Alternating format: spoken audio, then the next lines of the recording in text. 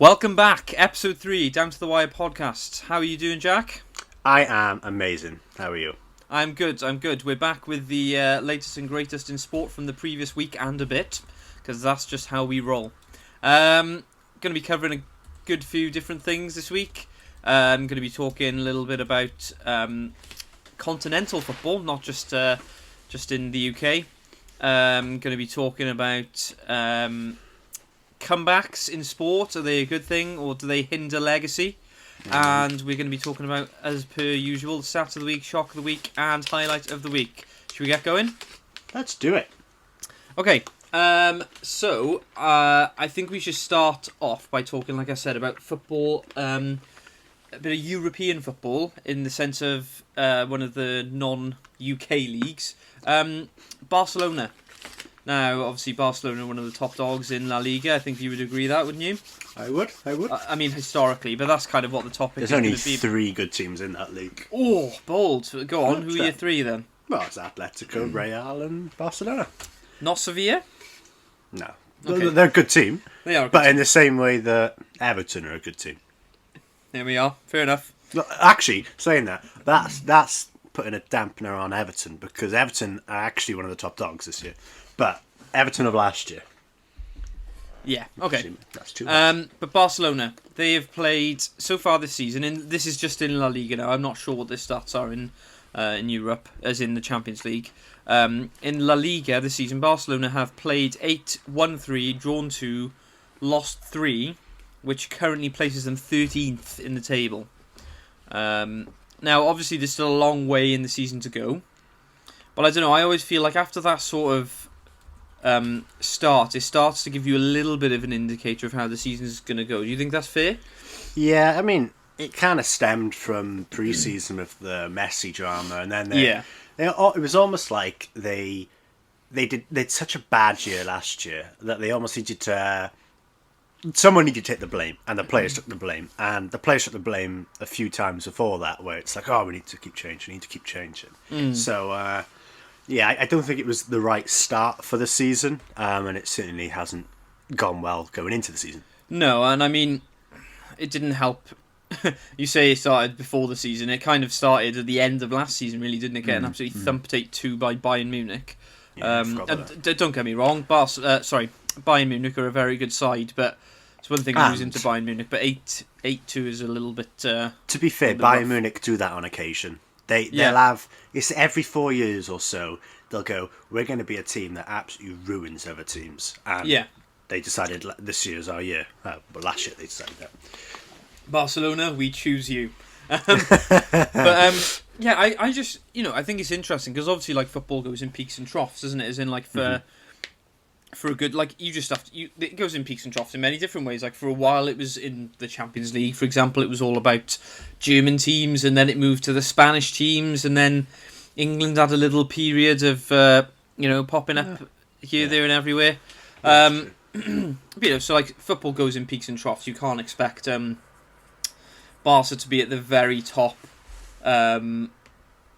all the time.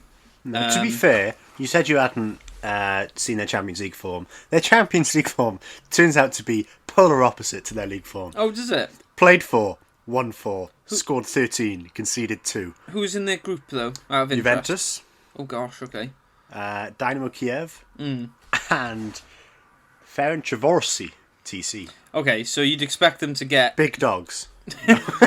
You'd expect them to finish it like second in that group quite easily then. At least. They're top 2. It's one of them that's going not to win.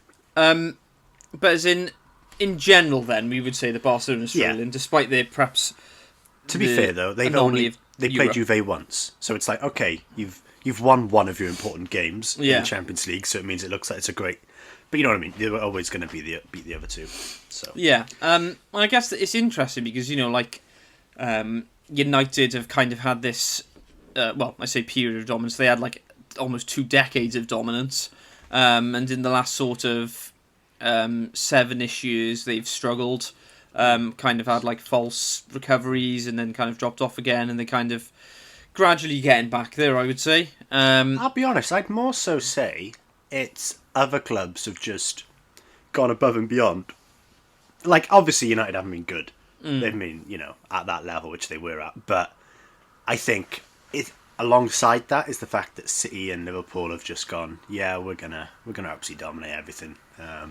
Yeah, I guess I don't necessarily mean in the current time, but I guess in this sort of, there's this period, like I said, there's peaks and troughs. You have, United had this period of being completely and utterly dominant, and then they've kind of dropped off. Say it loud. Sorry? Say it loud. Yeah, and then before that, Liverpool had their period of dominance, didn't they? And they generally tended to win everything, and then they dropped off. 50 years ago. Sorry? About 50 years ago. Sorry, when was the last time you won the league? Go on. Hey, we're not looking at history, Jack. We're not looking at history. All right, we'll just look at the present then. So Liverpool are currently champions. There we are. But yeah, it's interesting how these teams kind of go through peaks and troughs. But it's interesting with, with United, you can kind of pinpoint it back to when Ferguson left to a certain extent. Obviously, they were underlined. Oh, you can. That's 100%. And like Liverpool, you can look at it. Again, perhaps some managerially picked poorly in terms of who they had as manager, maybe. Financial issues as well for Liverpool towards, the sort of late noughties. It all started going right for Liverpool when they changed that transfer strategy from, instead of saying, okay, this board of people who've never played football, they're going to choose who to sign, and they've got to be X age, or rather under, 25. They've got to be a certain amount of promise about them, and it was like, when they changed that and they said, you know what, we're going to allow players over 25, we'll allow the Mo Salahs of the world, we'll allow the Manes, it's like, they haven't got to be cheap anymore. It's like, when you go out there and take a risk, or sometimes just actually buy a player that's good here and now, because that's the thing, unless you're a feeder club like your Evertons of the world, where you're going to be losing your really good players when they get really good, I don't see why. I understand to some degree you've got to, if you see a promising player, you sign him. But I don't see why the whole focus should be we're going to buy all of the good young talent and never look to buy the currently really good players. Because it's the currently really good players that are winning things. And it's like, well, why do you think Bayern Munich are playing, winning everything at the moment? It's because they've got the currently really good players. And they've had them for ages. And they bought them when they are good. Think of Lewandowski at Dortmund. It was like, he was there, he's really good, and Bayern went, okay, well, we'll have him then. That's how a big club should operate, and Liverpool have done that recently, and United haven't. Yeah, but I mean, I guess, I completely agree with you, but I think, it's interesting because you can, like with United and Liverpool, you can almost pinpoint certain things where you go, okay, that's a key moment where things didn't happen, or like when Ferguson left, you went, right, okay, as soon as Ferguson left, that's when United started to struggle a bit. But with Barcelona, it seems to be like, it's almost just like happened, like in the background, and things just happen. As in like they've spent a lot of money on they've done. So when I was talking about Liverpool and Bayern Munich going out and buying the good players now, in a sense, Barca are doing the complete opposite, where they're not even buying promising players. They haven't got a youth academy to back them up, and gradually it's going up, so it's catching up, because as the players who are retiring or leaving the club due to old age, it's like they've got absolutely nothing coming in through. Yeah, so as much as I was saying you need to buy the good players, you also have to have something to fill in the slots. Like even Man United, when Fergie was there and they were doing really well, it was like, sure, they're buying big players like Robin van Persie just because they can, but it's like you also have players like Fabio and Rafael who they bought really young, and it's like, okay, they're not world beating left and right backs, but they'll fill in the slot. But that's the thing, Barcelona haven't even got that, and they're like, oh, we're a little bit stuck now. And the thing is, though, like they've bought like Griezmann, for example. They spent like over 100 million on Griezmann, and they seem to want to make the big flashy signing to cover it. It's like a wallpaper paste over a brick hole. It's like it's not going to work. Yeah, they're trying to tape up things that really So I think there's that for a start, and the whole kind of, like you've said already, like the Messi saga. Clearly he wants to leave, and I think the thing that's different this time is that. Do you think he actually wants to leave, or do you think he just doesn't like the situation they're in? Because in a sense, even if the most loyal player, if you were really like, what on earth is this club doing? Like, it's almost a bit like fruitless playing for them anymore. Like, yeah. I mean, I guess the thing is that before, because the Bartomeu's gone now, isn't he? The whole board went.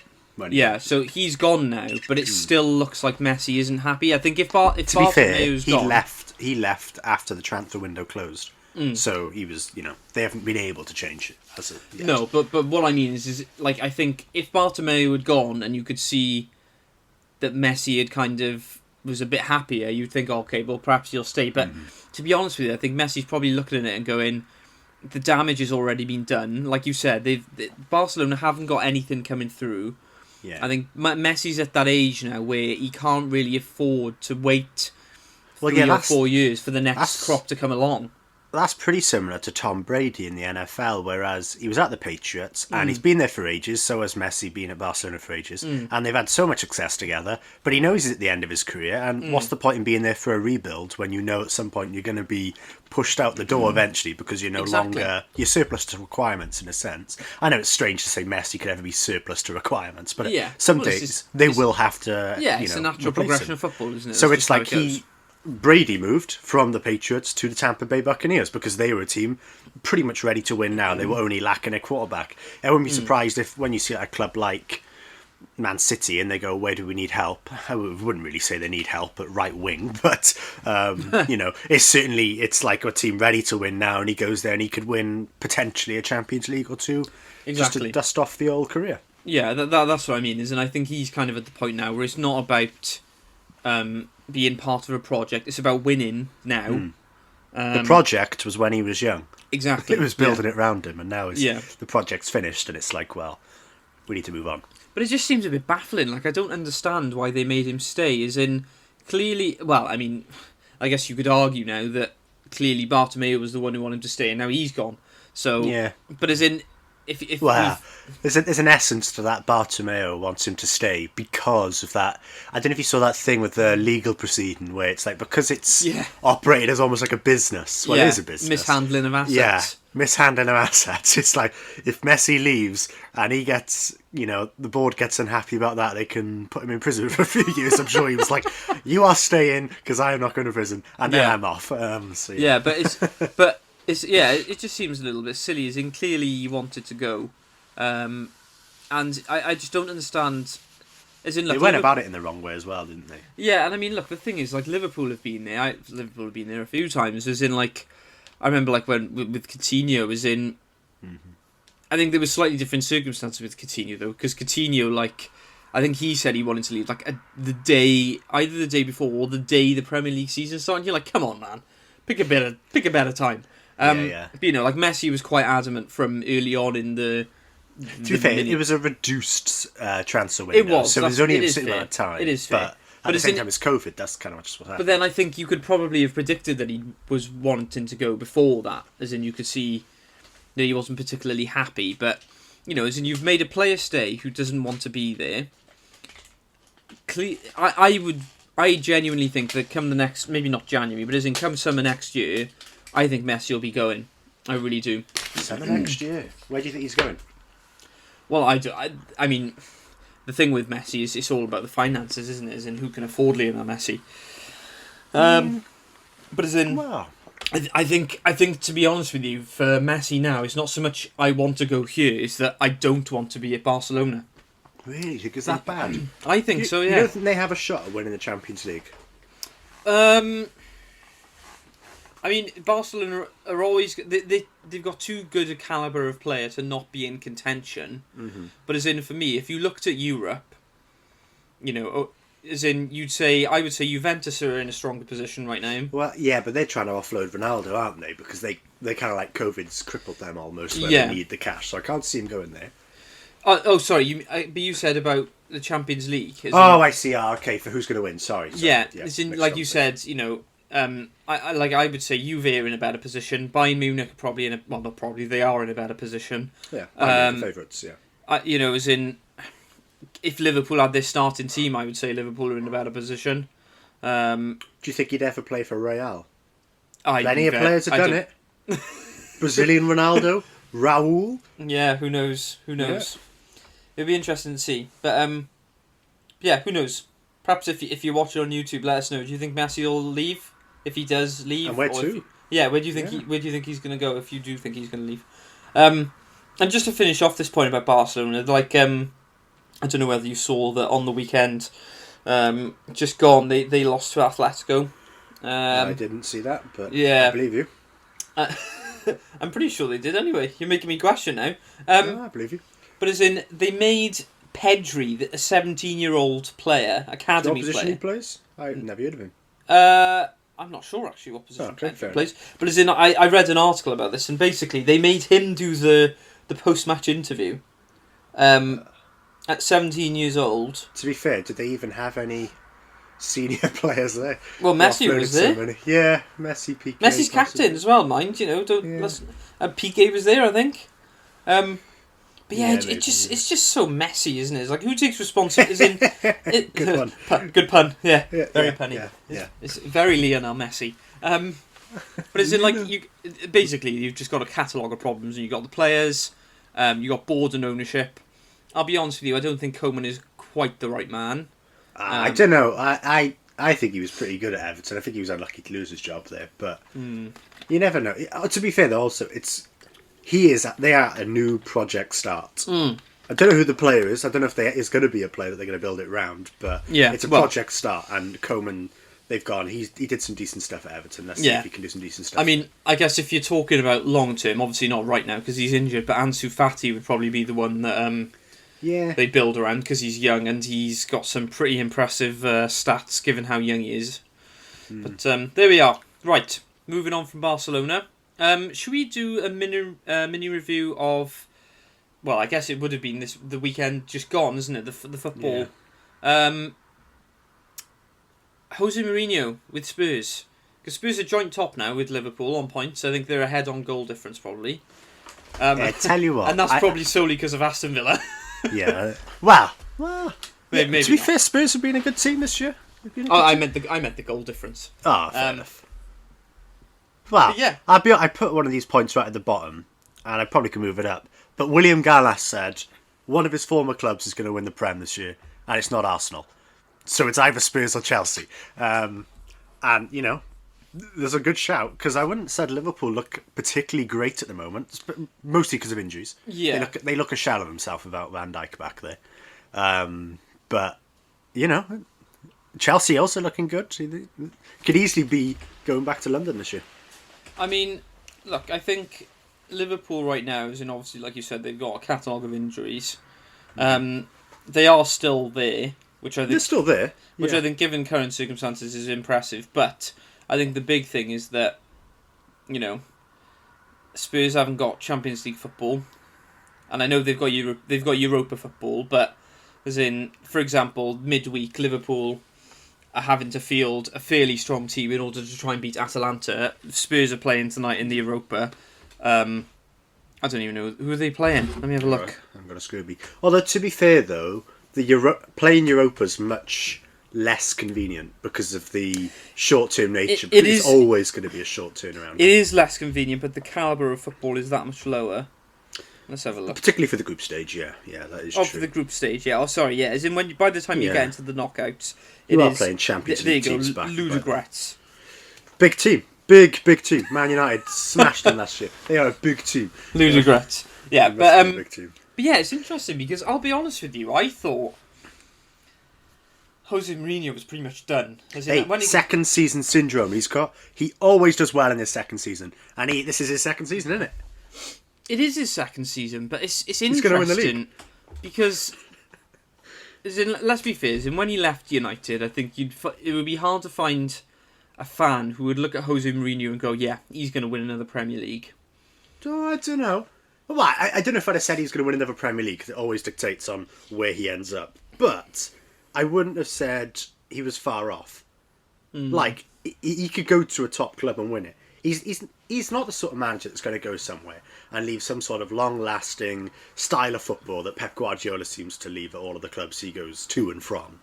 But Jose Mourinho, I mean, I've said this before. I think clubs would be so much more competitive if they had two head coaches. One head coach for the league, because I think that's what Pep's really good at, and one head coach to do cup games, because I think there isn't a better manager in the world at cup competition football than Jose Mourinho. He just can game plan to a T. He won the thing with Inter Milan. He won it with Inter Milan. That wasn't a great Inter Milan team. He just knew how to neutralise a team and how to win it himself. He did win it with Inter Milan, but that was nearly 10 years ago now. Football's changed a lot since then. I don't know. I think there's still a place for just dirty tactics and really poor play, but it's effective enough to win. If you know there's a bad player on the other team, you're overloading, you're triple loading on that side just to abuse that individual and just just keep attacking him all game long until eventually he just is a shell of himself and can't really compete with you anymore. Wow. Okay, that was brutal. You got to attack the weakness. It's always attacking the weakness, It is attacking the weakness, but yeah, it'll be interesting to see what happens with Spurs for the rest of the season now, because obviously they've had a cracking start. Yeah. And the Premier League is going to be a bit more of a dogfight this year, I think. I don't think you're going to see... Oh, yeah. It's going to be a good one, I think. I think you're going to have... Well, look, you've had Liverpool last season, who looked like they couldn't buy a loss. I've already lost to Villa 7-2. Liverpool weren't great at the end of last season. They lost 5-0 to City, they lost 3-0 to Watford. You know what I mean? Right, let's sort this out now. They lost batterings there. Yeah, but they lost 5-0 to City. I'm convinced half of that team was still hungover. So Klopp said it. He said we won't let alcohol affect our performance. Yeah, he said that in the thing. He said that, but did you see the pictures of him dancing? Because I did. You're not like telling they me were nuns or something. They weren't drinking anything. They were prime professionals in that game and nonsense. Just got absolutely ruined by a Pep Guardiola masterclass. It was load of absolute nonsense. They didn't drink anything. Did you see the videos after the Chelsea game? Hey, Klopp went in there and he said, "I'm German. You know what? All Germans are sober." That's what he was saying. He said, "No one here drinks tonight. We are winning." You just said the Germans. Germans do not drink that. The Germans who have a whole festival called Oktoberfest, which revolves around alcohol. Well, I don't know about that. It does. There's no argument about this. It does. If I can prove it isn't all about that, will you? No, because it's a load of rubbish. Oktoberfest. What is it? A celebration? It is. I can't find it. You keep talking. Right, but yeah, as in, I completely lost my trail of thought now. Yeah, Liverpool got battered. That's what it was. No, it wasn't that. It was that Liverpool, as in up until the point where we had coronavirus, Liverpool had looked unbeatable. Hey, it's a festival of German reunification. So, it's not all about drinking, Jack. It's about German reunification. Yeah, but... I'll just stop. I can't... I'm not going to debate with nonsense. So, we'll move on. Top 4 predictions. Is that already? Gosh. Oh, what a thought. I'm going to say... This is the year. This is the year of Jose Mourinho. And Jose Mourinho is going to win the league with Tottenham Hotspur. That's my shout. I do think... do I go with the William Gallas opinion and go for Tottenham then Chelsea? But go on, who do you think's going to win it first before I complete mine? I mean, I'll be honest with you. I don't know who's going to win it. I have an idea of who I think will be in the top 4. Mm-hmm. Who are they? I think Liverpool will be up there. Mm-hmm. I think Spurs will be up there. I think Chelsea will be up there. And then I think 4th will be between Leicester and United. Okay. Yeah, your brother said Leicester, but I don't think Leicester have got it. They too many injuries for me. They're going to suffer the same way Liverpool do, but they certainly do not have the backup. I see Spurs. I think Spurs are going to win it. I just think this is their year. Oh wow! It's going to be Spurs. It's going to be City. No. City or Chelsea. I forgot about City. City or Chelsea are going to be second or third. And you know what? I'm going to be really bold, and I'm going to say Liverpool aren't even going to make the top 4. Oh, shut up! They're not. That defense is not good enough. They're not good enough. I don't know who's going to overtake them, because I don't think it's going to be Man United either. I don't think it's going to be like an Arsenal or Man United. Potentially we see Wolves or Everton. All right, I'm going to change my prediction. Maybe Villa. I'm going to change my prediction. No, Villa. Liverpool, Chelsea, Spurs, City, Leicester, Arsenal. No, get off. The rest of the table. And then United are going to get relegated. Nah. Honestly, but you look at what 4 teams have almost a setup ready for the rest of this season. I wouldn't have said Like, you look at Liverpool, they're on 20 points. I understand they're joint top with 20 points, but it's not a big drop towards everybody else. And, that defence really isn't doing anything at the moment. Yeah, well, you say that, though. Our last fixture in the It only league, takes one more injury, and they are really scrambling around but it's for the players. You say it only takes one more injury. We had to play Matt Phillips the other day, so I don't think it's going to get... Well, no, that's the thing. You're at that stage. One more. You lose a Salah or a Mane or a Firmino, that could be the season. We've got Diogo Jota, who's got a record of scoring in every home league game so far, which no other Liverpool player has done, I don't think. Anyway, the way I see it is this, firstly, you say our defence is struggling. We just played Leicester, who are in pretty good form right now. Oh, are they? And we beat them 3-0, so we didn't... Not only did we win convincingly, we got a clean sheet. Hey, Leicester are losing 3-2 to Sporting Braga in the 94th minute right now. I don't think Leicester are a great team at the moment to be benchmarking against. You can't judge it on one fixture, because on that basis, United would basically be in the relegation zone. Because Leicester lost 3-0 to West Ham as well. Oh, did they? Oh, there we are then. But as in... I can find a flaw to anything.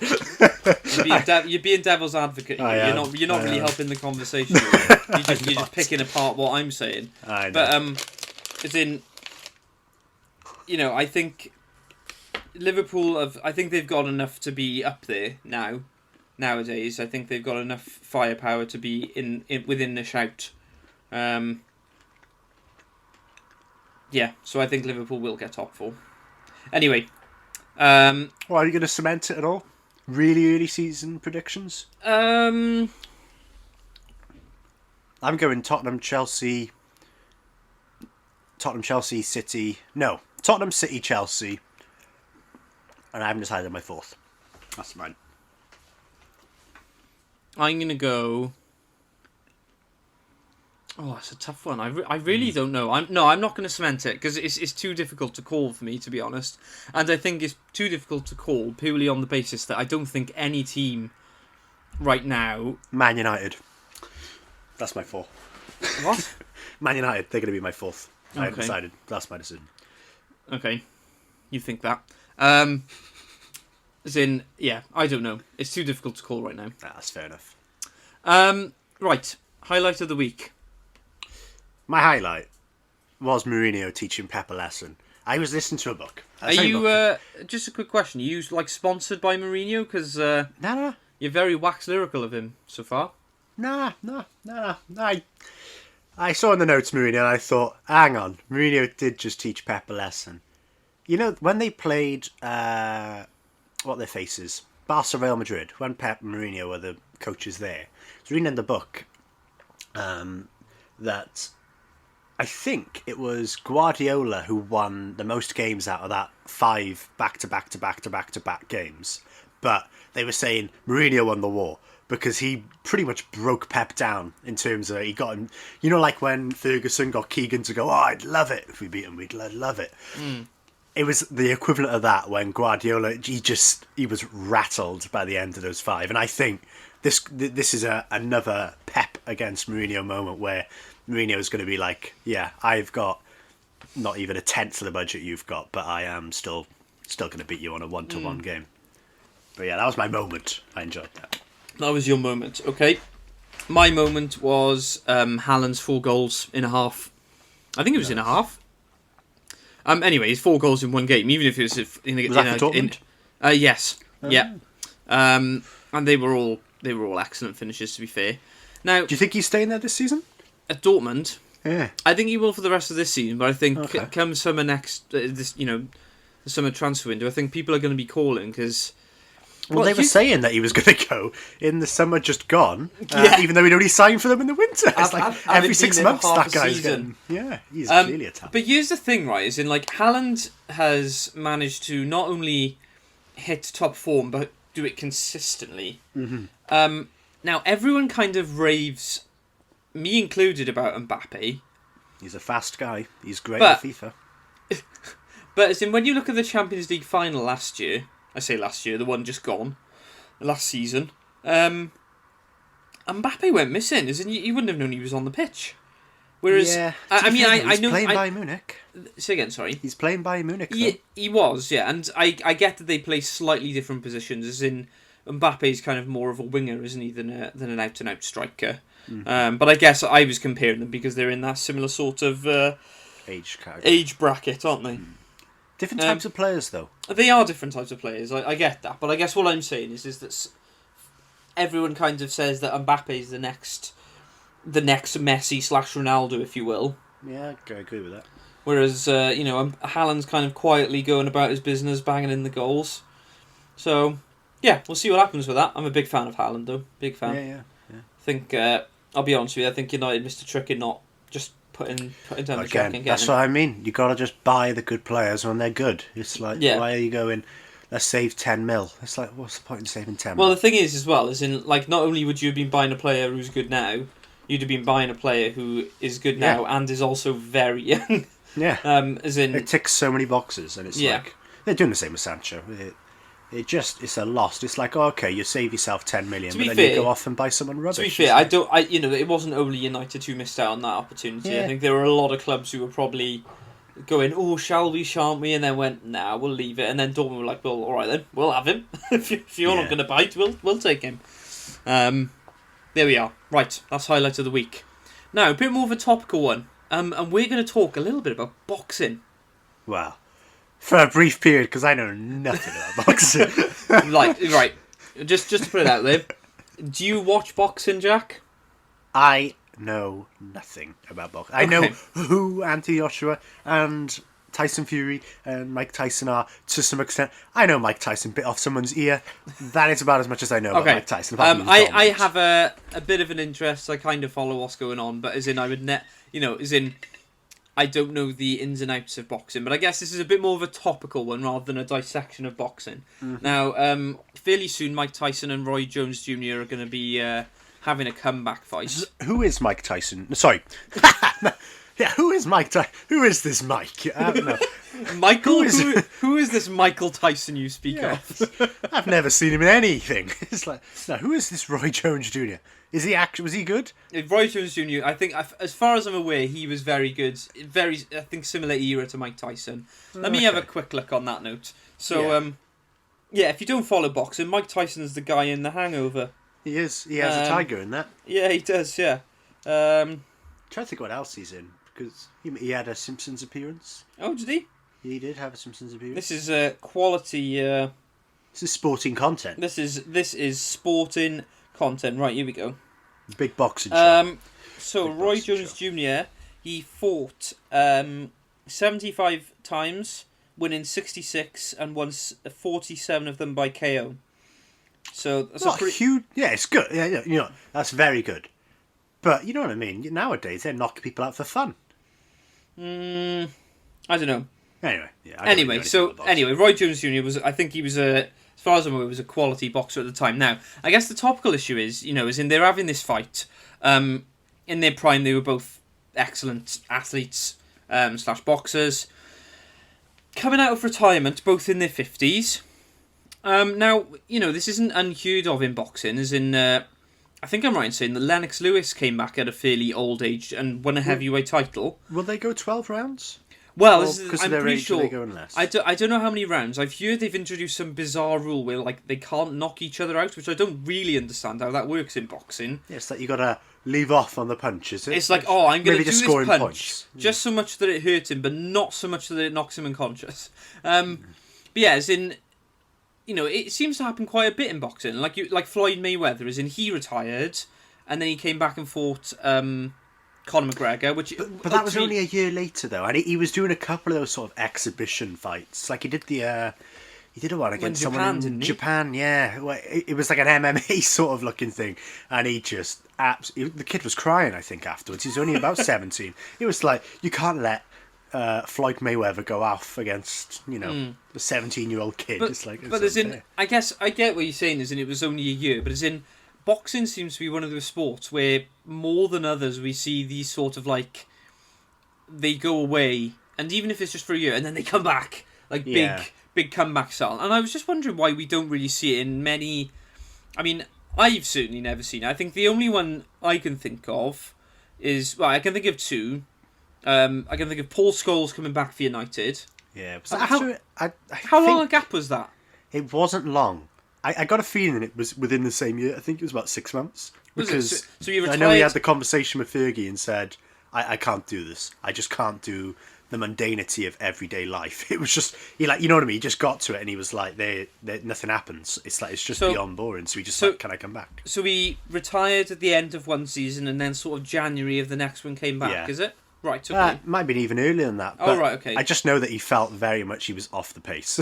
So that's why he retired again in the summer. And you've put one down here on the notes. Big Rob Gronkowski. Yeah, and I guess I'd forgotten about that one, really. He's had tons of injuries. In the NFL, he's a tight end. He used to play for the Patriots with Tom Brady. He retired about 2 years ago. I think, well, because of his injuries, but also it's not a party fest over in the New England Patriots. It's all business with Bill Belichick. So that's the most. It's like a hard place to play. But now Tom Brady's moved to Tampa Bay. That's in Florida. That's where Rob Gronkowski's from. It's a match made in heaven. He's sort of had a year to recover from all those long-term injuries he's had. He's had more concussions than any other player in the NFL. So yeah, he's back and he's playing well. And I guess the other one that I had in my head was Schumacher. Yeah, that came to mind for me when you were talking about this. Yeah, because obviously he raced for Ferrari for many years. I'm not quite sure how long the gap was. Was he racing when he had his accident? No, I think he retired again by that point. Okay. But as in, he came back. It didn't really go so well. Was he in a good team or car? Well, he was at Mercedes. But that was before they were. Yeah. So it didn't go so well. And I think the thing with Formula One is that it's different in that the sport changed quite a lot. As in when the fundamentals of most sports kind of stay fairly consistent. Whereas Formula One, because the cars change and the rules change and blah blah blah blah blah. I guess it was always going to be more difficult when he came back. And I guess racing is one of those things where, that kind of instant sharpness. Can you really lose that? Well, I guess not necessarily. I just feel like that's muscle memory, isn't it? In some way, I just got to do this. But I guess there's an element of which, like the technique and your driving style you'd maintain, but is in the kind of quickness of thinking. And those steering wheels have adapted so much that you must be learning an entire playbook in the NFL where you're like, what do all these buttons do? Yeah, so as in, I think Formula One changed a lot. So I don't think it was ever going to change. But I've just, I guess it was just interesting. Like, we don't really see these sort of comebacks much in other elite sport. And, I guess there's an element with fighting, as in, that... I guess it's that bit of a cliche, isn't it? The fighters fight, as in, that's all they know. I guess I've sounded like I'm talking about a Rocky film here. The Undertaker in the WWE's retired twice, I think, in the last year. I don't really get what's going on there. I mean, I don't really like the WWE, but it keeps popping up on my Twitter feed for some reason. But, yeah. Undertaker's is an absolute legend. 1 week they're leaving his sort of gown and hat in the middle of the arena thing whilst everyone's packing up. Then he's fighting again about a month later. And then I saw another one, I think just like I forgot, on the weekend, he was like, it's time to rest in peace. And it's like, so what is it? When are you leaving, man? It's like, I don't really care, but come on, get on with it. Yeah, but I guess, there's an element with the boxing, it's like it's in the blood, fighters fight. And I guess there's that kind of drive that perhaps is slightly different from other sports, but you'd think like a lot of elite sports, it's, just the drive of competition for most athletes would be enough. So I'm just interested, like, why do you think we don't see more people return, like, to their respective sport? Well, I guess with a lot of sports, unlike Formula One. Now, I know I've said in the past, Formula One is a sport. I'm not going to make that debate now and go, because you can argue that it doesn't need the fitness levels of some other ones in terms of just pure athleticism, in terms of like fitness and all that. Like, obviously, they do need to be fit to some extent, and it's obviously they've got to be pretty strong with the neck muscles and all that.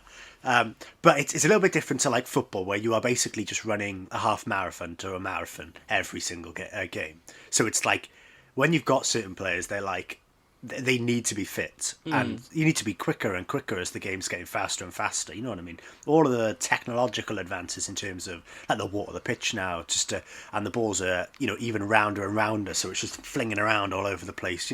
I'm a Pep Guardiola style of play. It's not like the Tony Pulis of old where we just lump it and everyone sort of jogs back, looks up to the skies, waits for this ball to land so they can play on. It's like it's constant back and forth, moving everyone round, and I just think. You won't see it at the moment, particularly in sports like that, people coming back. So I guess what you're saying then is you're kind of arguing my statement in that football hasn't changed. Really, I guess in some ways it has. Perhaps it's been a slightly more gradual. Yeah, the game's evolved. Yeah, and the player hasn't evolved with it. Perhaps evolved is a better word than changed, isn't it? And it's not like a kind of this rule has changed, but how the game is played and how the matches kind of unfold is different. Like, they used to play with like 6 strikers up top. That was the old classic formations would be 2 at the back. And it was like, well, sure, everyone wanted to score goals, but it's like if you stop the other team scoring goals, then you're basically scoring goals. So you know what I mean? It gradually over time, a tactic will change, a style of play will be implemented. Like, you know what I mean? With Klopp's style of play now, that Jurgen press, where it's, I think that's how you say it, but where you're basically just running at people for the entire game. It's like, it's less about the ability on the ball now, and it's more about pure athleticism. Can you run around? Can you pretty much attack people into the corners? Don't let them escape their box. I know Pep was always like... Well, in that book I was reading, they were talking about Pep's... every manager has an attacking formation and a defensive formation, apparently. And you'd see it sort of how the formation changes during the passage of play, of how the formation sort of adapts. And it was like, you'll very rarely see Pep's defensive formation because the team's always set up to attack, and unless the other team's really hemming them in, they won't turn into that defensive formation. So it's like, you just gotta adapt in a sense and just keep changing what you're doing. I guess it's interesting, isn't it, in that sense? But as in, because you've put some notes there about like certain players. I mean, I think it's interesting, some of the players you've listed there. Well, the list they were players that played too long. Maybe not too long. I was just like, well, which players do you think would have been better off retiring a year or 2 earlier? I did put Gerrard.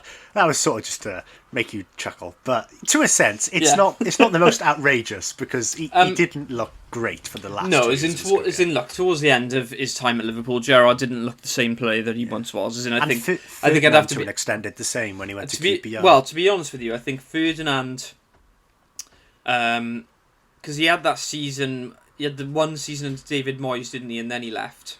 Yeah, same for Vidic, same for Giggs. I think I remember with Rio Ferdinand, because obviously like Rio Ferdinand is without doubt one of the best centre-halves that's ever been in the Premier League. I think you'd be hard pressed to find anyone who would say different. But I think it was against Spurs that season. It wasn't I think it was like 2-0 maybe, or 3-1 or something like that.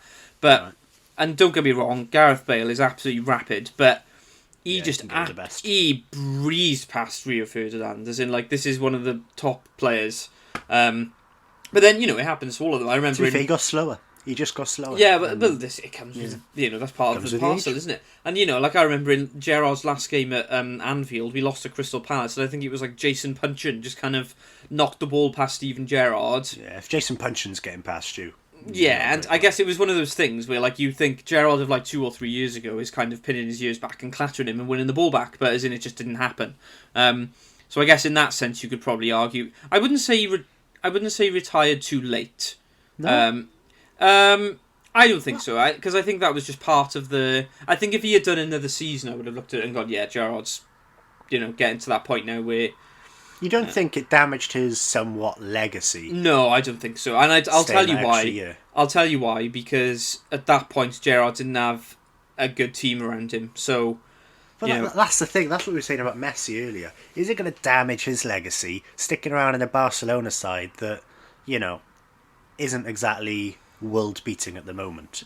I know, obviously, Liverpool weren't world-beating for probably the last decade of... I don't know if that was That's probably fair. In the last decade of Gerrard's career, they were a good team, but they weren't the world beaters of old, which they used to be. No, as in they were competitive, but not Yeah. not one of the best in the world, I would say.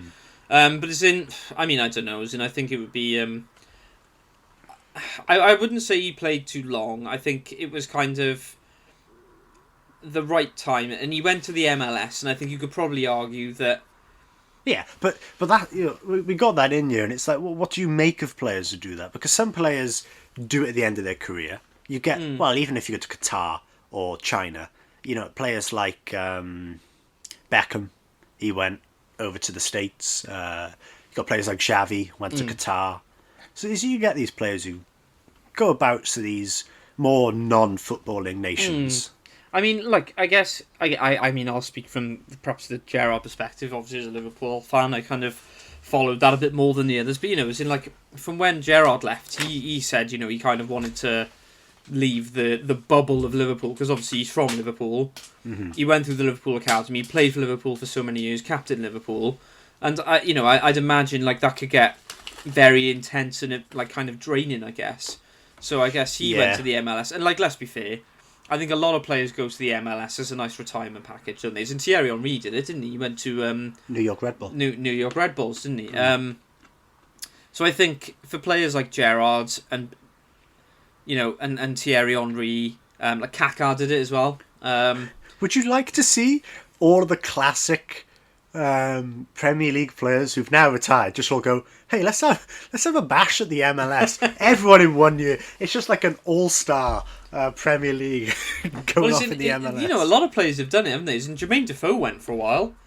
He came back as well. Yeah, and Wayne Rooney did as well, didn't he? He went to yes, he went before he came back to Derby. Where was it? It wasn't Dallas, was it? It was.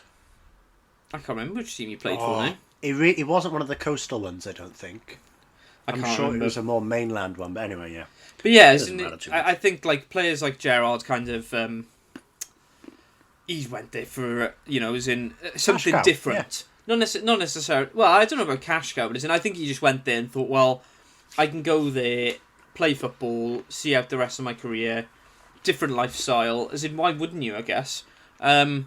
I think it's interesting, like Zlatan as well, because he went to LA Galaxy, like Gerrard, like Beckham. Yeah, he went to dominate, and he did. Well, this is the thing. I think Zlatan almost went to the MLS a little bit too soon, because he kind of. Because did he go to the MLS after United? He did, didn't he? He was at United, and then he moved to the MLS. Yes. And for a season, and now he's gone back to AC Milan. So I think he probably realised actually he was still a little bit too good for the MLS. Well, I think what he wanted to prove that he hadn't degressed in a sense. Regressed, when you go to a player, he's gone out there and he's gone, well, the bulk of the MLS, they're average players. You know what I mean? They struggle to get into most Premier League sides. But when he goes out there and he's literally breaking every record, for a single season that he could, and it's like, yeah, I am still something pretty special. Because he's a big ego guy, you know what I mean? He wants to be the main man wherever he goes. So I think, in a sense, it could have even done his career good, because after Barcelona, I know he went to Man United, and he was particularly good there as well, but it was almost like, it felt like a retirement run. And it was like, it's almost like a victory tour. It's like, where can I go to play with the best teams just for one, as a bit part player? Because in a sense, Lukaku was the main striker. And as much, Ibra was obviously very, very good when he came on, but it was Lukaku's show. He was the main striker. So it's almost like he's gone out there, he's dominated, and now he's like, well, who wants me? And AC Milan wanted him, Inter Milan wanted him. Wouldn't be surprised if a few other clubs were like, you know what, he's still cut above most players. Well, I guess it does depend on, where players go, doesn't it? As in, yeah, that's the thing. You've got to go to a big market. Because when you think of the players who, to be honest, have gone over to China for the money, Carrasco. Is it Carrasco? Carrasco, yeah. Oscar, Paulinho, Lavezzi. I'm sure there's more. But they all went out there. Hulk. And do you remember Hulk? Hulk, yeah. He went. Has he come back, or is he still out there? No, he's still over there, I think. To be fair, though, and they've gone, well, either they weren't ever going to be absolutely world beaters, because, to be honest, they were very good players, but they were never... Well, Oscar probably had the most chance out of them to be world beater, but they've gone out there and gone, well, I'm fortunate to be playing football for good money. So I'm going to go out to China and get even more. Well, is it like the way I see it is this? With the US, I think there's almost a cultural appeal, isn't there? And it's something like for players like Steven Gerrard who've lived in Liverpool all their life, played for Liverpool all of their career.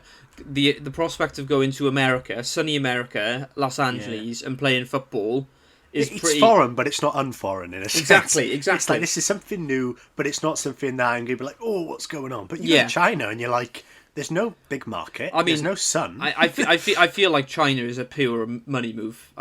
You're there just to go. Okay, I'm going to eat frogs' and legs. I think you crickets. can tell that by the players who go there. As in Carrasco, when he went there, was fairly young. Yeah. Oscar wasn't exactly old. Paulinho was probably fairly old. Lavetti was a little bit older. Yeah, he was there for the final years of his career. But as in you've got quite a few players there who perhaps are kind of in the middle of their career, the prime of their career, I guess. Paulinho came back, went to Barcelona, so could you say that was a good move? Well, the fact that he was at Barcelona for like a season and then went back, I'd probably argue. Has he come back? I knew he'd left Barcelona. I'm pretty sure he's back in China now, yeah. Oh, that's class. He's gone, well, if I'm playing for the best in the world, well, I'm playing in China. It's like, you noble man. It's like, you know what you want and you are taking it. There we are. So yeah, let us know what you think. Why do you think... or do you think players should make more comebacks in other sports?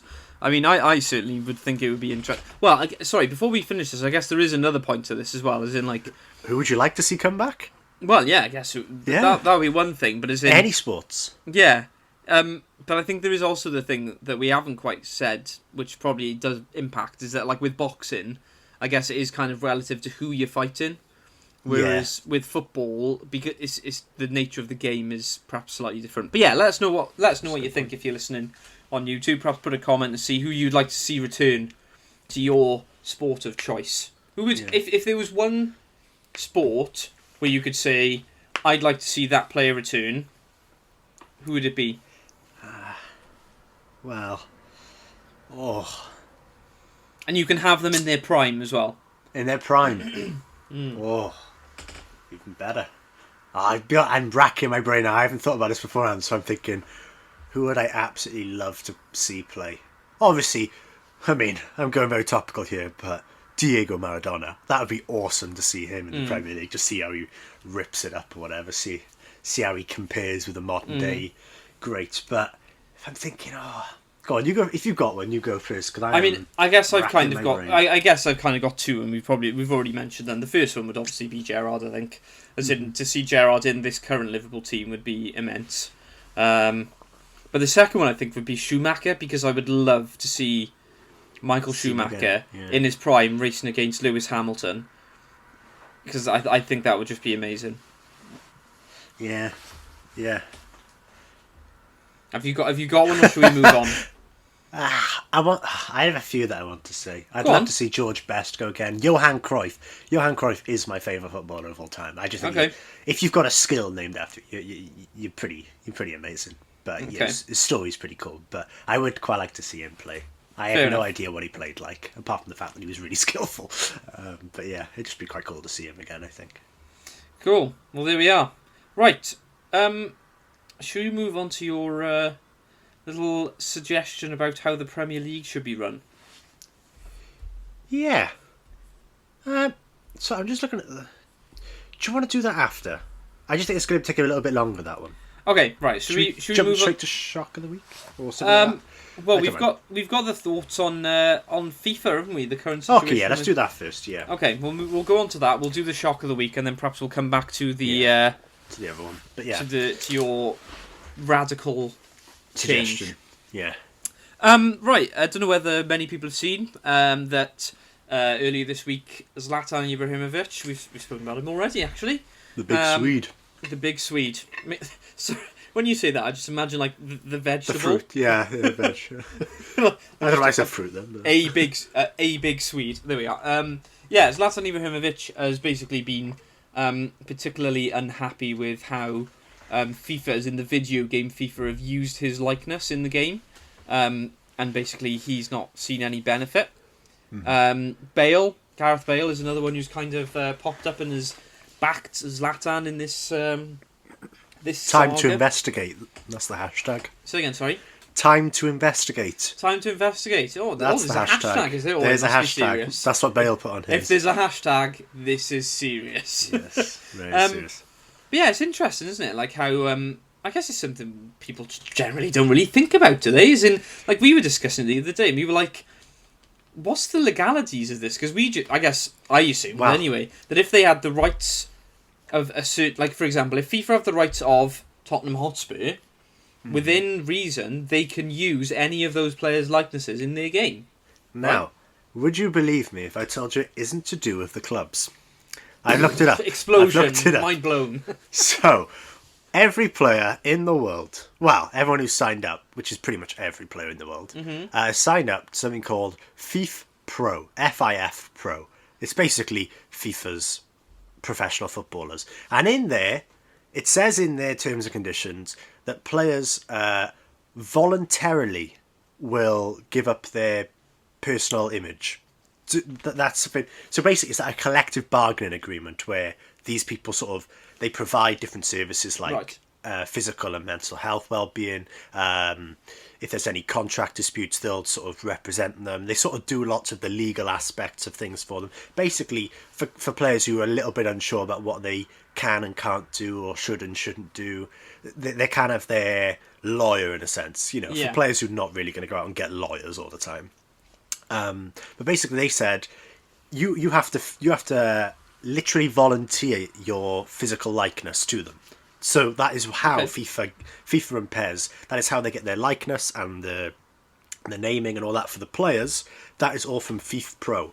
So it depends on that sort of, it's about the voluntarily giving it up. That is the key thing. And it's like, well, is being a member of FIFA Pro them voluntarily giving it up? Because if it is, they haven't really got a leg to stand on. But if it is that keyword voluntarily, and if on that they're saying, well, I haven't actually said to you that you could use it, I'm just a part of your organisation, then it's like maybe they do have a leg to stand on. So it is a really fine balance as to what they do and don't have rights to talk about, you know, in a sense.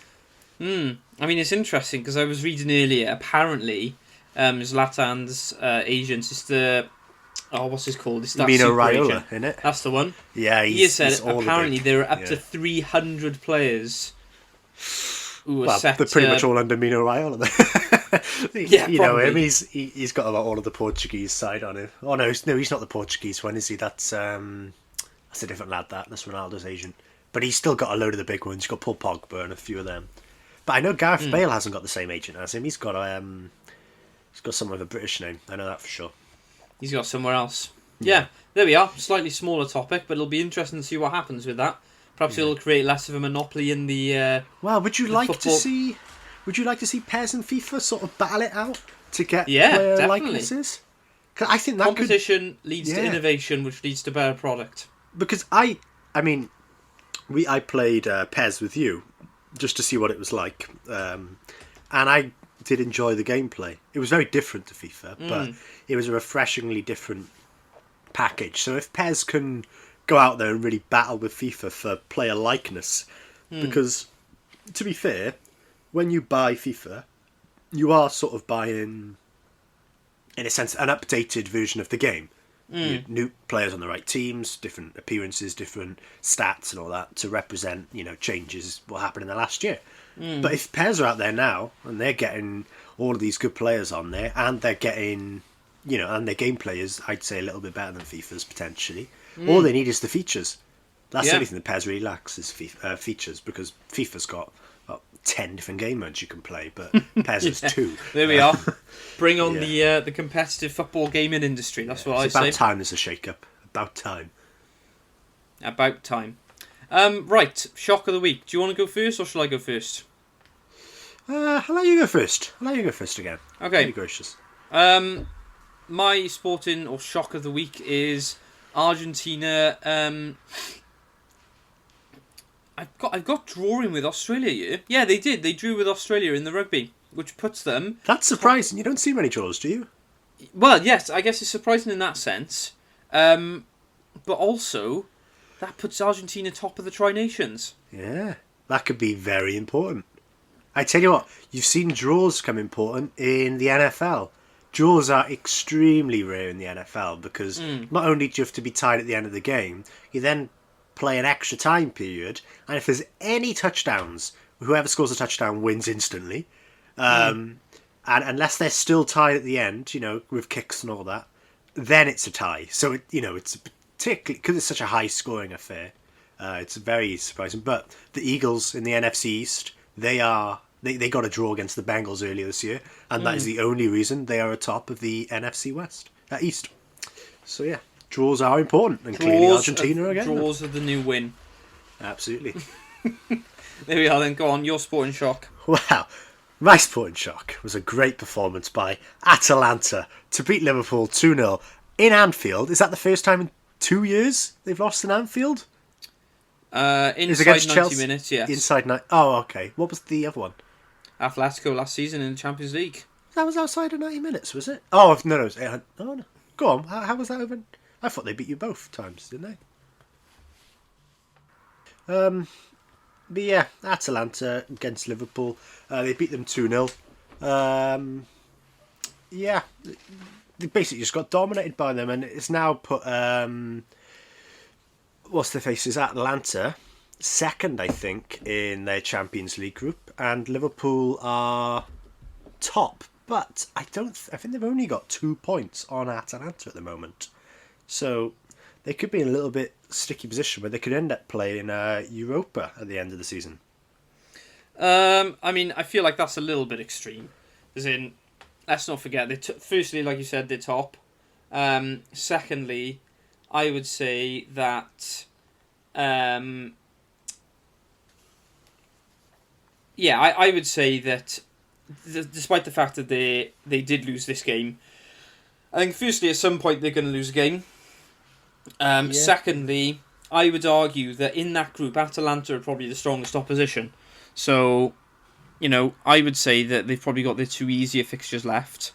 And I think I'd be right in saying that when the year we won the Champions League, I'm pretty sure that we won 3 games. We didn't win many of our games that year. Okay. So, yeah, I think there's, it'll be interesting to see what happens, but I think to say that they're going to be in the Europa League is perhaps a little extreme. I know, I was just sort of teasing with that. But just a little bit. Yeah. I saw it and I thought, hey, they're not massively ahead at the moment. I thought, could this be a little, not a bottle job, but you know what I mean? Well, there they are. They're on 9 points. Ajax and Atlanta are on 7 each. So yeah, who knows what's going to happen in that one in terms of... Excuse me. You know what I mean? Ajax could easily beat Liverpool, and Atlanta. Oh yeah, it's not done. They already could. It's definitely not done. But I think who knows? Midtjylland could come back, beat Liverpool as well.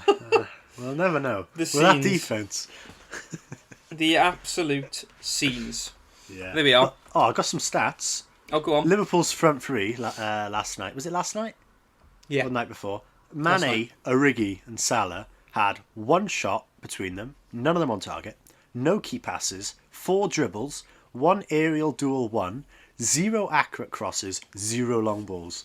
That wasn't a good performance by those 3. And that's the thing, you lose one of them, let's say Firmino's the one who gets injured, it could all go downhill real quick. I mean, yeah, but I feel... relegation candidates. Oh my goodness. No, we're not. Gosh, you can tell he's a United fan, can't you, listeners? My word. I mean, yeah, look, don't get me wrong, I'm not going to try and argue that they played well. They had a bit of a poor game, but as in, at the end of the day, you say if one of them gets injured, it's alright, we'll just bring Diogo on. I think there is also the factor that Salah's basically not played any football for 2 weeks because of COVID. So he was probably coming back a little bit raw. No, not well rested. Not well rested. He was probably coming back a little bit raw. Not had much game time. They've all been complaining about how many games they're playing. It's a perfect time off. Oh yeah, so the perfect time off is to get coronavirus and have 2 weeks off, is it? All right. To be fair, Liverpool players tactically getting that corona when the internationals is coming up. Are they? Yeah. Thiago, Mane, Salah. To be fair, Sterling didn't get COVID, but he's he backed out of playing internationals, so he didn't suffer when he came back. But who knows? Who knows? Who knows? There we are. I guess a lot of United players don't get called up for international duty, do they? So I guess you wouldn't have that problem. We've got plenty of players playing international. Do you? Okay. Yeah. You're just rubbish anyway. Right, let's move on. It takes coronavirus to take us down. Where are United? They're top of their group with Paris Saint-Germain, last year's Champions League finalists. Yeah. RB Leipzig, last year's Champions League semi-finalists. Mm. And they're top of that group at the moment. And who's the other team? Does it matter? Yeah, it does. Go on. Istanbul Basaksehir. Oh, there we go. There it is. They're a better team than Midtjylland, they are. Are they? They've got 3 points. Midtjylland only has 0. Okay. They're 3 times. There we are. Well done. I guess that's a big achievement, still being in the Champions League at this point, isn't it? It's probably been a while. I tell you what, it's a harder group. Okay, yeah, sure. Right. We can go back up now if you want to the other point. You've put some other notes down here about... let's have a look. Oh, it's about fans in stadiums. Do we want to come back to that in a little bit? Well, yeah, we'll go back up to the one we skipped. Okay, so we'll go up to the restructuring of the Prem, yeah? Yes. Go on. The NFL... Just a warning, controversial opinion incoming, right? I don't know if it's controversial. Because I like the idea of playoffs. Because I find... particularly last season, it was a bit boring. Obviously, for Liverpool, fans' point of view, that was amazing. But I imagine for the other 19 teams, it was a bit like, okay, well, this is done and dusted already. They should just be better. Yeah, you can argue that to an extent. I'd hoped Liverpool would have been worse. I'm winding you up.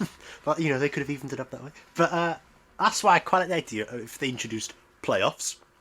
So, But at the same time, I don't think I'd want playoffs just based on league position. Because if you do it just on league position... Basically, you just have Liverpool playing about 5 or 6 games last season where they could literally just rest players and almost have another pre-season before going on to playoffs because of how far ahead they were. So what if they sort of did something like what the NFL do where they almost split off into divisions or something? So you could easily split. If you merged... Well, I thought about it 2 ways. You could just split the Premier League and into 4 different divisions: Southeast, Southwest, Northeast, Northwest. And if you're in the middle, whichever one you're closest to or whatever's most convenient. If you're in the middle and lucky. yeah, you're just going to get torn in 4. You're playing in all 4, mate. Good luck. But no, because you'd have 5 teams in each, and maybe you have the top 2 teams from each going into some sort of seeding, or maybe even just the top from each, and then maybe the next best 2, like the NFL 2, and then you have a playoff format to win it all. But then I thought, well, hang on, firstly, what are your thoughts on that? Would you like that sort of dissection of the Premier League to create some sort of playoff format?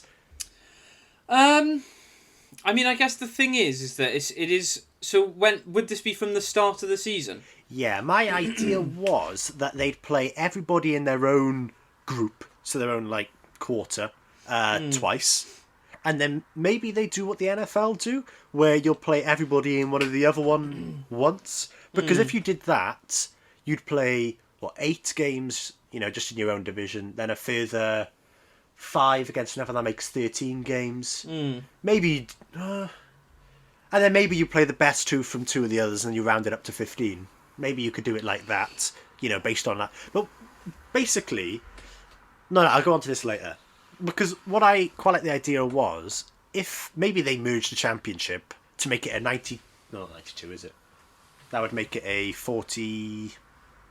Is it 42? Would that make it 42 teams? I don't know how many teams in the championship. Yeah, that's why.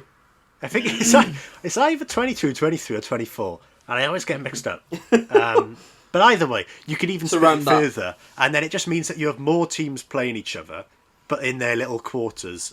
I just think it would be a good way to sort of merge the 2, possibly, and you can still have relegation and all that for the bottom line. Yeah, I guess my reservation would be that you don't see certain teams play each other as often, which I think, I don't know. Which is where I thought this could stem into the new European Super League, because they've been meandering around it for a while as to how they could do it. Because what you don't want is just to strip all the good teams out of these domestic leagues and have them all just play with the other good teams from the other ones. Because then it's like, well, all these other teams, what's really the point in playing? Like, obviously they're playing for the Premier League, but you know what I mean? They know they're never the best. But I guess my reservation with... Because I'm assuming then at the end of these divisions...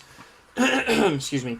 At the end of these divisions, they then go on to like a knockout format, right? Like the NFL. Wow. Yeah, but if you were to do it like the European Super League sort of concept, you could almost imagine if, let's say, you just had, let's say everyone in the Premier League's playing each other twice, or maybe you shrink the Premier League by a few, so it's only 15 teams. So you play each other twice, and you're playing about 30 games. Then you take, say, the top 4 from the Premier League, and you take the same amount of allocation you take from some of the other big leagues. So maybe you take 4 from Germany, 2 from France, 4 or 5 from Spain. Only so you get the really good teams. Yeah. And then you put them into their own new league for the remainder of the season. So you had those 8 games, you know, because you usually play 38 games in a season. Now you're just playing 30, and then you could play against another 8 good teams, or 9, 10 good teams in this European Super League. I don't think it would replace the Champions League, but it could almost be, here's the end of the season, and here's the best of the best from this season playing each other. Because I think that's one of the issues with the Champions League is that, firstly, it affects the current... So in a sense, it's got backwards and forward implications. Because you'd be...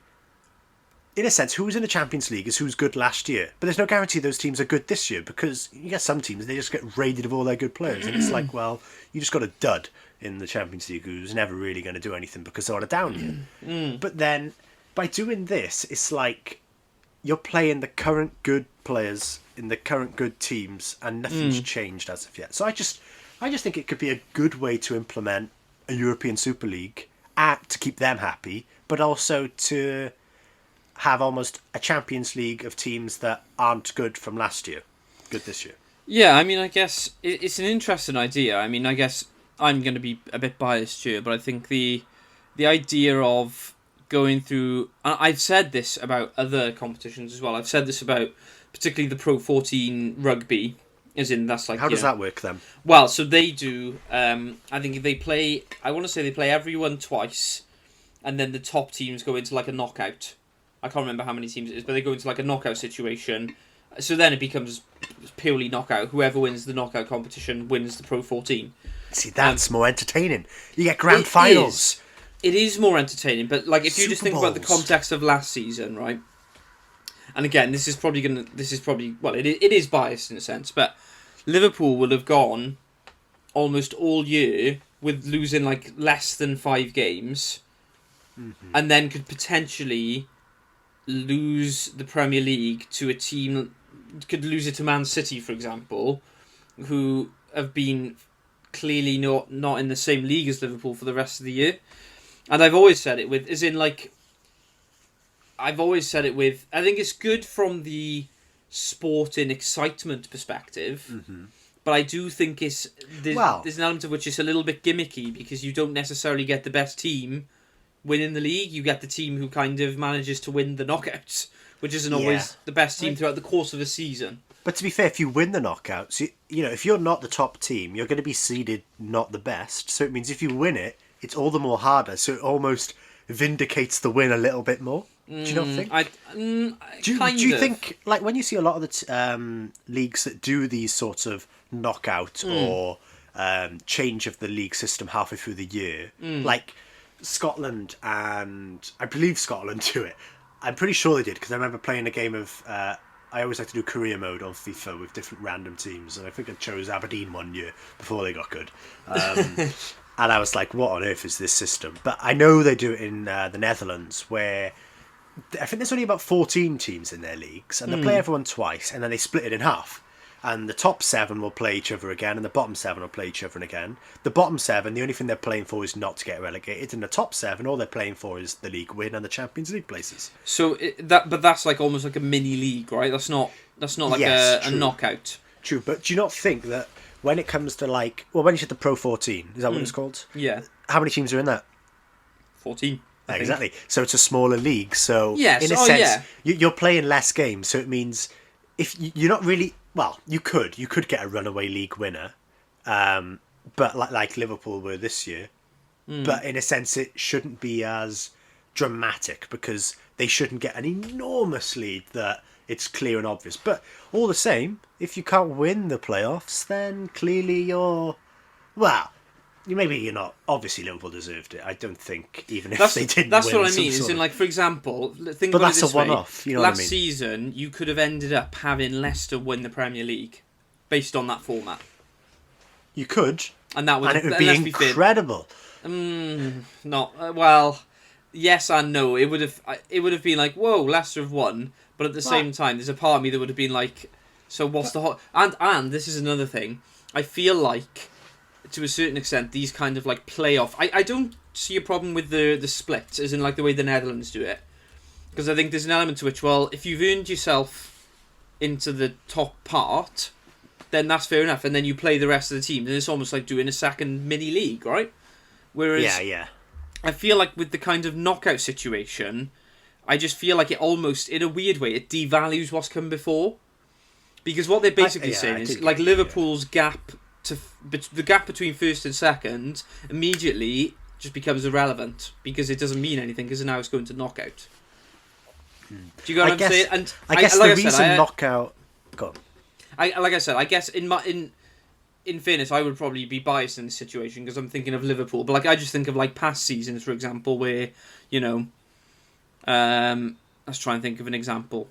But do you not think if you got used to it, you'd almost go, yeah, fair enough. You know what I mean? It is what it is. Like when you see some of those Super Bowl teams that have won it, and some of them have only gotten into the playoffs because they're a wild card team. They haven't even won their own division.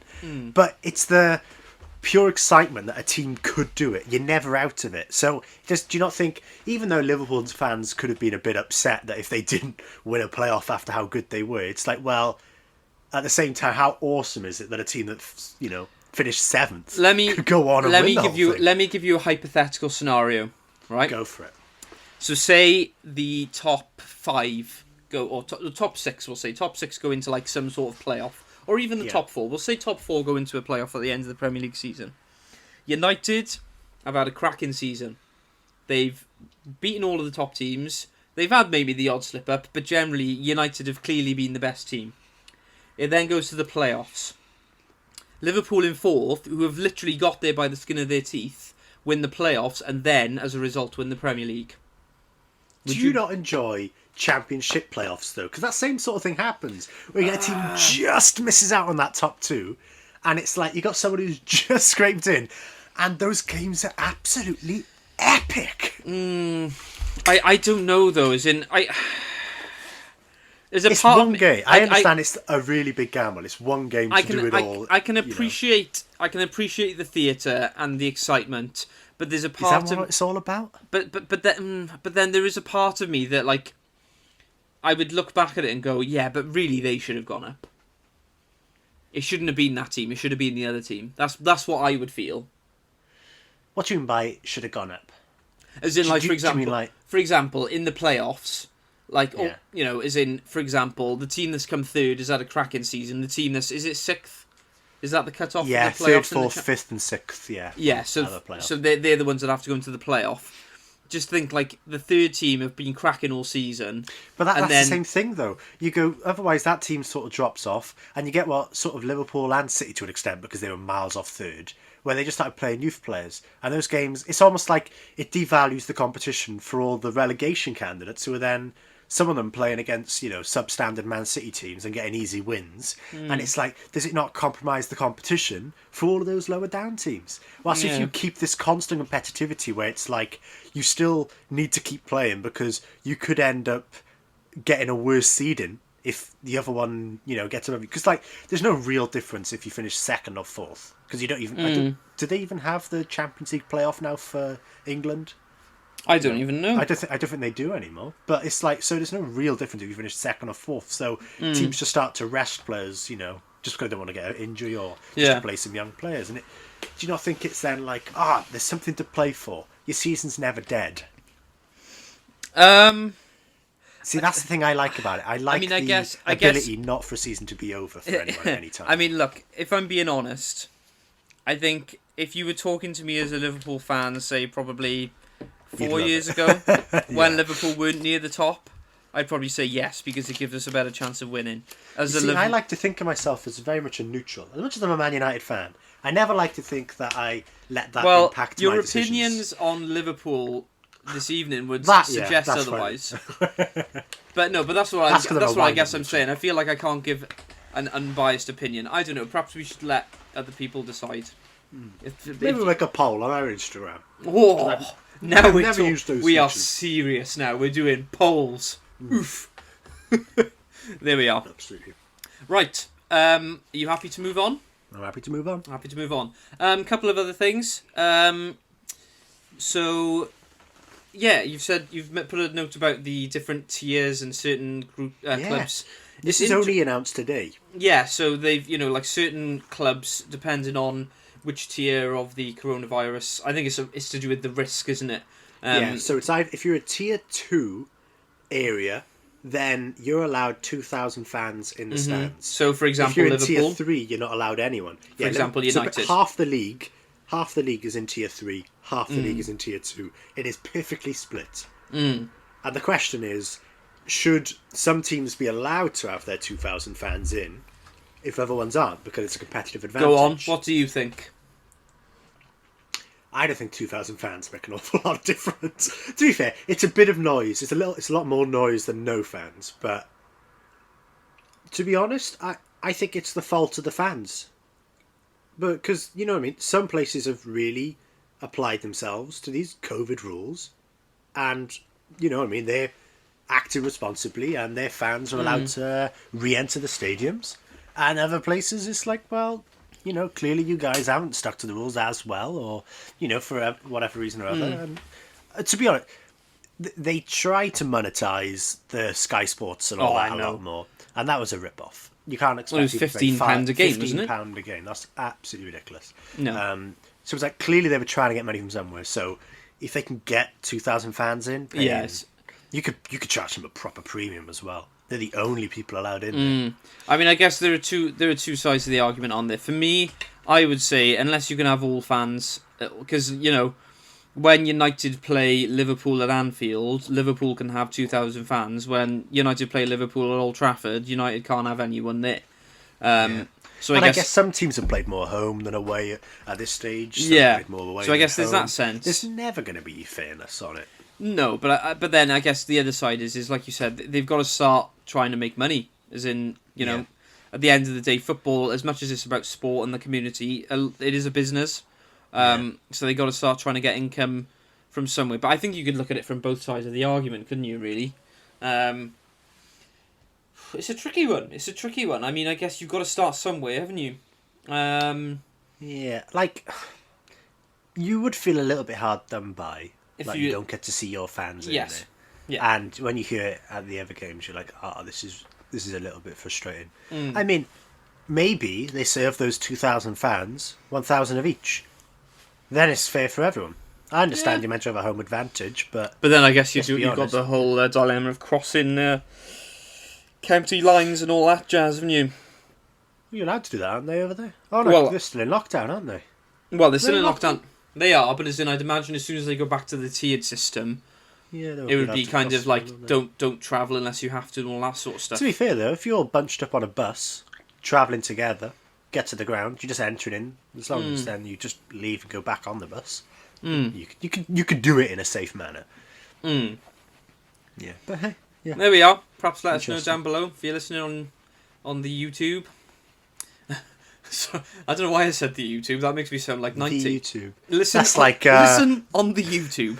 It's like Facebook. You've seen the movie, like it's like the Facebook. It's like, drop the. It's like Facebook. YouTube. Yeah, if you're listening on YouTube, perhaps put a comment. Say, what do you think? Is it fair? Is it unfair? Can you see why? Let us know. Final minor topic of discussion. Yeah. Before we move on to start of the week, Robert Kubica driving for Alfa Romeo this weekend. FP1, I believe. Yeah, I cannot understand the logic. There is zero. It's like Robert Kubica isn't some trendy up-and-coming driver. He's a post-30, maybe 35, maybe 40. I don't know how old he is, but he is not a young driver by any stretch of the imagination. And he wasn't exactly good at Williams. And it's like, what's the purpose here? I mean, perhaps they're trying to just get a bit of outside perspective, just someone who's a bit more honest, because I guess, well, I say that, I feel like Kimi would probably tell him how it is. If the car sucks, he'd be like, this car's rubbish. He's a cold-blooded individual. Yeah, isn't it? He'll tell you how it is. Doesn't beat around the bush. It isn't, yeah, it's a bit of a weird one, isn't it? Like you said, we've had, well, I say we've had, they were meant to be doing it, but obviously, I think it was because of weather conditions, it got rained off, but we were meant to have Mick Schumacher. Yeah. And I'm pretty sure Yuki Tsunoda was meant to be doing one as well. I can't remember whether that actually happened or not. I'm not sure. From F2. I don't know if it's going to happen, but he's pretty much guaranteed to get Kvyat's seat. That seems to be the only... What, Yuki Tsunoda? Yeah. Yeah, it wouldn't surprise me. And you'd that seems the most logical. You'd assume Mick Schumacher would be racing for Haas next year, given that... Also, I saw a quote earlier, going off on this a little bit. I saw a quote earlier from Romain Grosjean, and he said, I think I've had an excellent season. It's like, dude, come on. Do you not think so? Well, given the fact given the fact that his highlight is complaining that a piece of gravel hit his finger. His highlight was holding up enough people in Hungary that Magnussen could just stay ahead of them all, even though he's getting overtaken by everybody to get, was it a single point or was it 2 by the end? Oh. Yeah. That was his highlight, I think. Just being the lackey for somebody else. Yeah. There we are. Bit of a weird one. I guess... Can't really understand I mean, if he goes top of FP1, who knows? He could race for Haas next year. Hey, get out Bottas. Get Kubica in, eh? Well, there were rumours that... I can't even... Alex Albon going for Red Bull. Kubica is the man. Yeah. Who needs Seb Vettel? I read another rumour that they reckon Sergio Perez has basically said if he doesn't get the Red Bull seat, he's going to take a year break from F1. Talk about a man, flipping heck.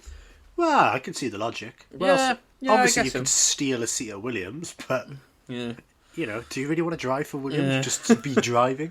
Yeah, I don't know. I feel like with Formula 1, because there are so few teams, I guess there is an element to which, like, if they can get a drive, they've got to take it. And in a sense, Hülkenberg's reputation has gone up since leaving. Because every time he comes back, he's had a really good race. Yeah, you're right. It's weird. It's almost like Hülkenberg's you can do no wrong. Stock has risen purely from driving less. Bit of a weird one. Right, should we move on to Stat of the Week? Yes. Do you want to go first? I shall. Go on, because I went first for the other two. Go on. Oh, they're saying that might be good to end. No, I'll go first. So. Oh, actually, hang on. Let me read it before you say it, and then perhaps I'll decide. Yeah. I was thinking you should go first, because I think it's a good one to finish on.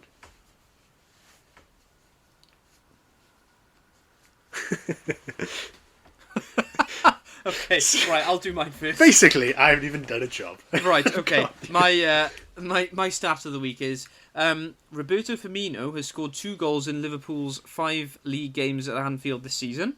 He only scored once in 19 Premier League home games in the whole of last season, 1920. So those who say that Roberto Firmino is getting worse can do one. No, sure, that's not evidence enough. Like, that's surely not evidence enough. I'm joking. I'm winding you up.